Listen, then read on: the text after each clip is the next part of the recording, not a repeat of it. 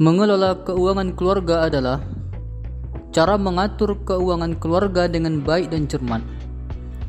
Kemampuan mengelola keuangan ini sangat penting dimiliki oleh setiap keluarga, karena cukup tidaknya penghasilan keluarga tergantung pada bagaimana cara mengatur ekonomi keluarga. Untuk memenuhi kebutuhan sehari-hari, manusia memerlukan penghasilan. Setiap keluarga tentunya memiliki sumber penghasilan yang berasal dari berbagai bidang pekerjaan yang ditekuninya. Seberapa besar penghasilan dalam suatu keluarga, sebaiknya dapat dikelola secermat dan sebaik mungkin, agar pengeluaran sesuai dengan pendapatan yang diterima, sehingga seluruh kebutuhan penting dalam keluarga dapat terpenuhi sesuai kemampuan masing-masing. Besar kecilnya penghasilan keluarga bukan satu-satunya penentu cukup tidaknya pemenuhan kebutuhan. Penghasilan yang kecil pun jika dikelola dengan cermat dan baik akan dapat memenuhi kebutuhan-kebutuhan yang dianggap penting oleh keluarga tersebut. Sebaliknya, penghasilan yang besar belum tentu dapat memenuhi semua kebutuhan jika salah atau kurang cermat dalam mengelolanya. Secara garis besar, kebutuhan keluarga terdiri dari dua jenis kebutuhan. Yang pertama, kebutuhan materi. Kebutuhan materi adalah kebutuhan keluarga yang membutuhkan dukungan finansial atau keuangan. Kebutuhan keluarga yang bersifat materi ini terdiri dari dua hal, yaitu kebutuhan fisik dan kebutuhan non-fisik. Kebutuhan fisik terdiri dari kebutuhan sandang, pangan, dan papan. Sedangkan kebutuhan non-fisik seperti biaya-biaya yang terkait dengan kesehatan, pendidikan, hiburan, dan lainnya. Pemenuhan kebutuhan fisik dan non-fisik tersebut membutuhkan perhatian dan kerjasama suami istri.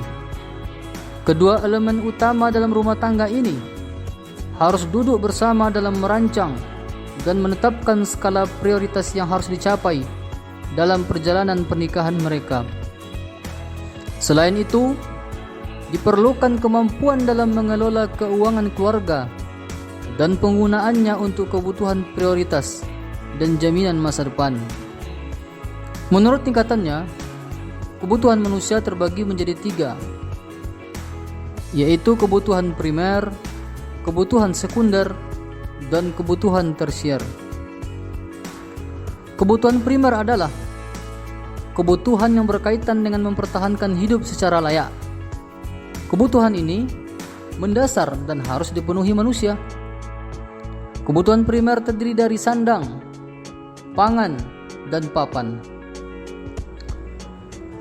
Selanjutnya, kebutuhan sekunder, yaitu kebutuhan yang berkaitan dengan usaha menciptakan atau menambah kebahagiaan hidup, seperti membeli perabotan rumah tangga, kendaraan bermotor, hiburan, dan lainnya.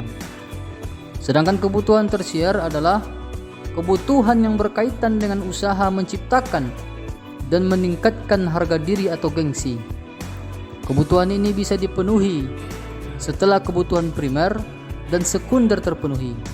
Contohnya, liburan ke luar negeri, memakai perhiasan, membeli barang bermerek, memiliki mobil mewah, dan lain-lain. Klasifikasi kebutuhan berdasarkan tingkatan ini tidaklah bersifat mutlak. Kebutuhan primer antara manusia yang satu dengan yang lainnya bisa jadi berbeda. Contohnya, bagi petani, cangkul adalah kebutuhan primer. Namun, bagi polisi, cangkul tidaklah termasuk kebutuhan primer. Dalam kebutuhan fisik misalnya, keluarga baru mungkin akan memprioritaskan pemenuhan kebutuhan sandang dan pangan terlebih dahulu, karena suami istri masih berada di awal karir mereka. Tapi bisa jadi kebutuhan papan menjadi prioritas ketika keduanya sudah memiliki tabungan yang cukup. Yang kedua, kebutuhan yang bersifat immateri. Kebutuhan yang bersifat imateri adalah Kebutuhan keluarga yang lebih banyak berhubungan dengan rasa kenyamanan dan ketenangan anggota keluarga.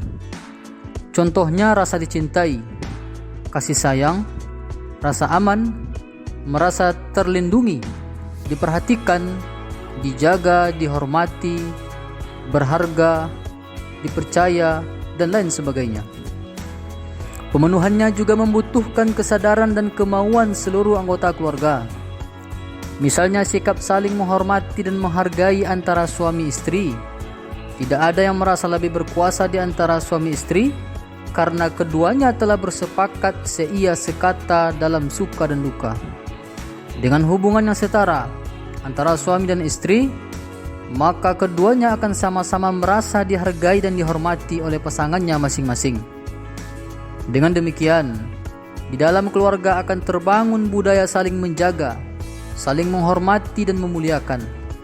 Suasana inilah yang memiliki pengaruh penting dalam membangun suasana rumah yang damai dan bahagia.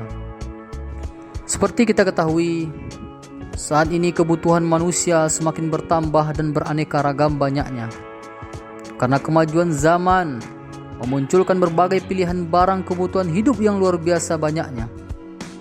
Namun demikian, kita harus tetap bersikap bijaksana dalam memilih kebutuhan mana yang harus dipenuhi terlebih dahulu dan kebutuhan mana yang dapat ditunda pemenuhannya.